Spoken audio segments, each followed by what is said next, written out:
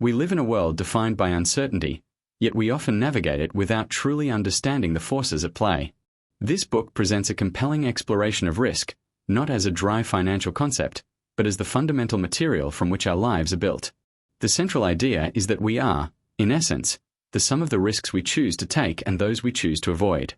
Our identities, relationships, careers, and societies are all sculpted by our individual and collective risk fingerprints. The author argues that by learning to see these patterns, we can make more conscious, aligned, and ultimately more fulfilling decisions. The journey begins by dismantling the common perception of risk as purely negative, something to be minimized or feared. Instead, risk is reframed as a spectrum of potential, encompassing both danger and opportunity. Every significant human endeavor, from falling in love to starting a business, from moving to a new city to advocating for social change, involves a calculus of risk. The book delves into the psychology behind this calculus, examining why two people facing identical circumstances can arrive at wildly different conclusions about what is risky. It explores the cognitive biases, emotional baggage, cultural narratives, and personal experiences that color our risk perception, making it a deeply subjective and often irrational process. Our personal risk fingerprint is formed early and is surprisingly stable. It is shaped by a complex interplay of innate temperament, childhood environment, pivotal life events, and the stories our families and cultures tell us about safety, danger, and reward.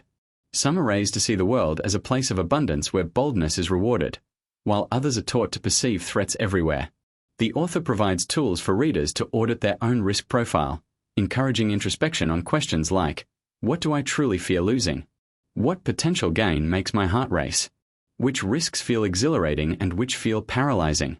Understanding this internal landscape is the first step toward managing it with intention rather than being driven by unconscious impulses. The narrative then expands to show how these individual fingerprints aggregate to form our shared reality. The risks a society prioritizes, whether pandemics, climate change, economic collapse, or social unrest, are a mirror reflecting its collective values, history, and anxieties.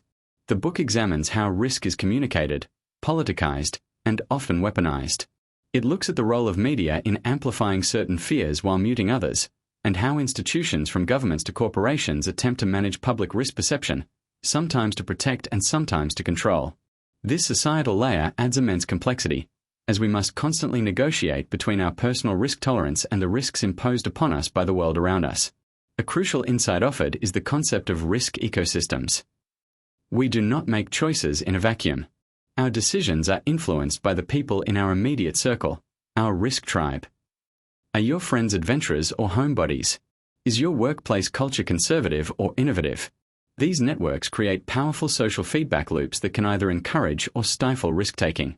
The book advises consciously curating these ecosystems and seeking out risk mentors, people who model a healthy, thoughtful relationship with risk that we aspire to emulate. Conversely, it warns of the perils of echo chambers that amplify our existing fears or recklessness. Ultimately, the book is a call for developing what the author terms risk maturity. This is not about becoming fearless or reckless, but about achieving a state of informed and empowered agency.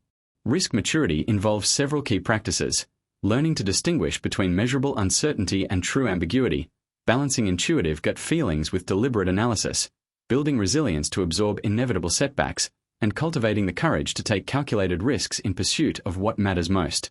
It emphasizes that a life devoid of risk is not a safe life, but a stagnant and unfulfilled one.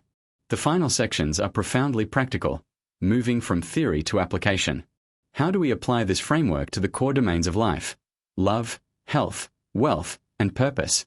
The author explores how to intelligently risk vulnerability in relationships, how to navigate the trade-offs in health decisions, how to construct a financial life that aligns with our personal risk tolerance, and how to find the courage to pursue a path with purpose despite the uncertainty. The goal is not to eliminate anxiety but to redirect it, to feel the fear that accompanies meaningful action and proceed anyway, armed with greater self-knowledge and a clearer map of the terrain ahead. In closing, the book leaves the reader with a transformative perspective.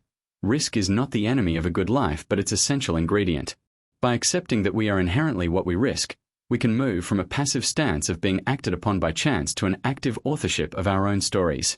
The most significant risk of all, it suggests, may be the risk of never daring to find out who we could become. This is an invitation to see every choice not as a threat to our stability, but as an opportunity to sculpt a life of intention, growth, and profound engagement with the unpredictable wonder of being human.